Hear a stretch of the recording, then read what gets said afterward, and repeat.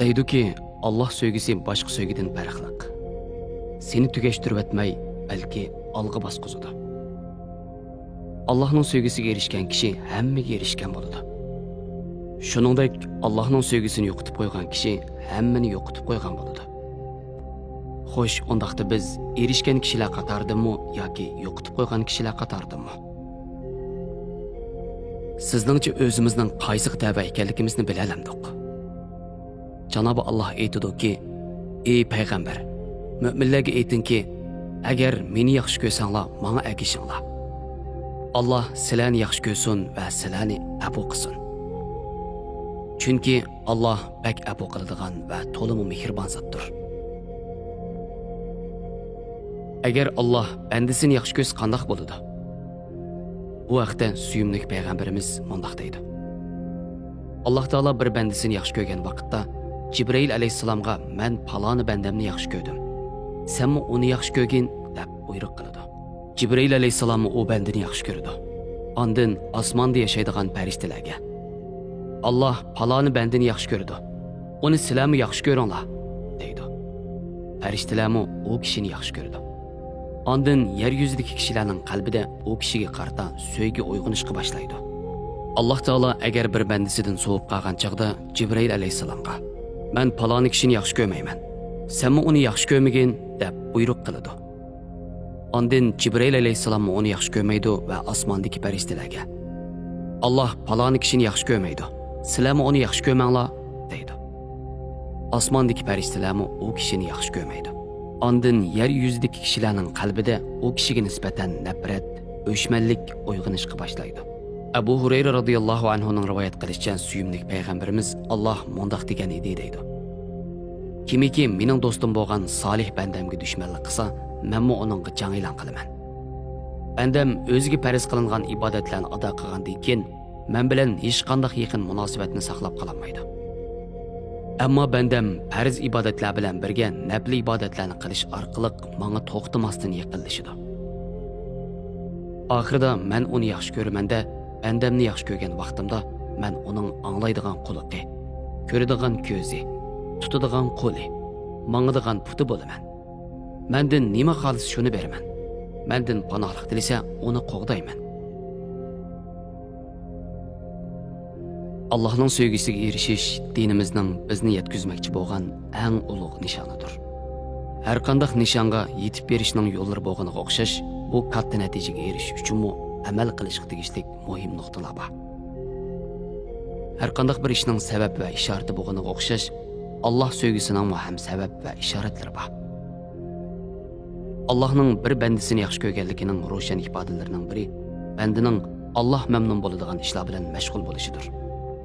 Shuningdek, Allah'ın bir bandani yaxshi ko'rmaydiganligining eng ro'shan ifodalaridan biri Allah yaxshi ko'rmaydigan foydasiz ishlar bilan mashg'ul bo'lishi. Kishining suyumlik payg'ambarimiz sallallohu alayhi va sallamga ergashishi va uning itoat qilib, uning izidan yiroqlashmaganligining o'zi Allah'ın bandasini yaxshi ko'rganligining ifodasi. Suyumlik payg'ambarimiz eng oxirgi hajdagi vido xutbasida bolalarimizga, yoshlarimizga, yashanganlarimizga, ayollarimizga va erlarimizga eng oxirgi va eng muhim uchurni mundaq bergan edi. Ey mu'minlar, sizlarga 2 dona omonat qoldiraman. Ularga chin yepishib amal qilsanglar, bir umr qanday qilishinglarni bilmay tangirqab qolmaysizlar. O 2 omonat bo'lsa Allohning kitobi Qur'oni Karim va payg'ambarning sunnatidir. Yana bir oyat karimda Janobi Alloh mundaq deydi: Muhammadda sizlar uchun jonliq bir o'rnak bordir. Bir hadisi qudusiyda Janobi Alloh yana mundaq deydi: Bandam nafli ibodatlar bilan menga yaqinlashishni davomlashtirsa, oxirida mening sevgimga erishadi. Bu sababdan Allah sevgisiga erishishning eng muhim yo'llaridan biri farz ibodatlardan sirt nafli ibodatlarni ko'p qilishdir.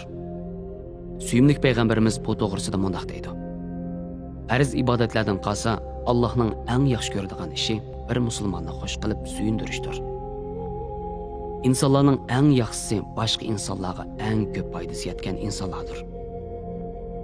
Boshqa bir rivoyatda suyumlik payg'ambarimiz bir mu'minning yana bir qarindishining ehtiyoji uchun mengishi men uchun shu masjidda o'ltirib bir oy e'tikofga kirishdimi bak suyumlikdir deydi.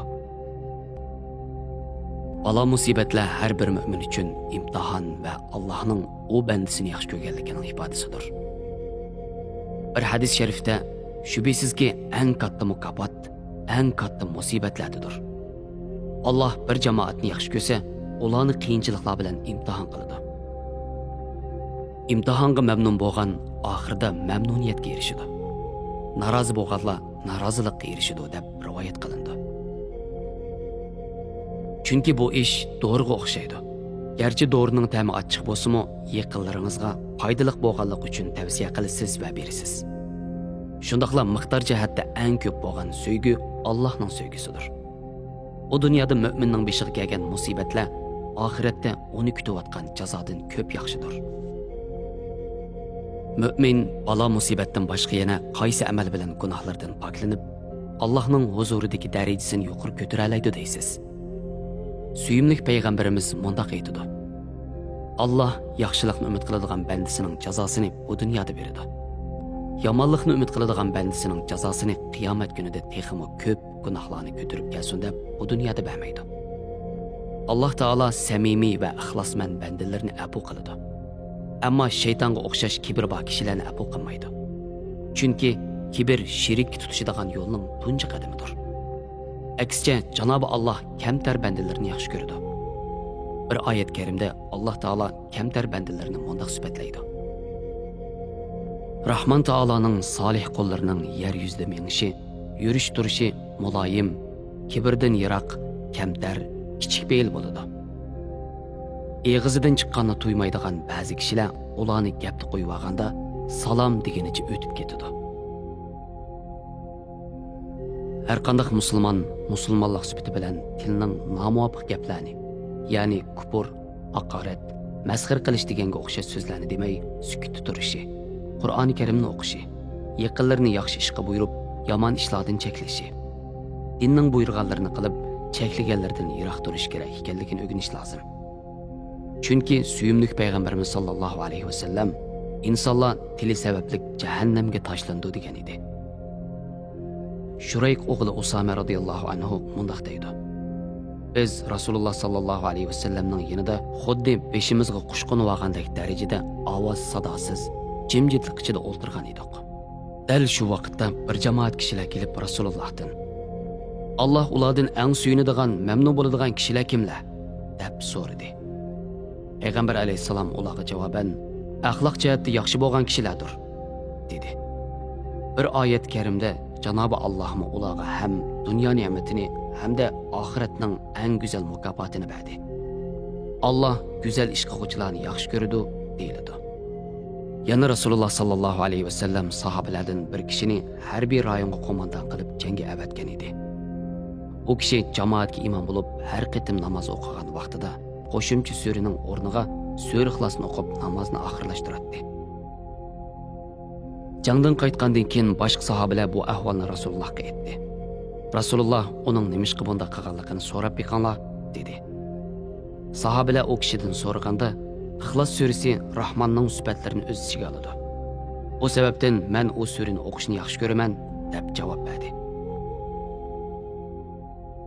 Bu javobga qarata suyimli payg'ambarimiz Alloh nomi uni yaxshi ko'radiganlikdan xush bishorat beringlar deydi. Rabbimiz bizni suysin, suygizsin va suyundirsin. Suygan bandalarning axloqi bilan zinnatlanganini nasib qilsin. Amin.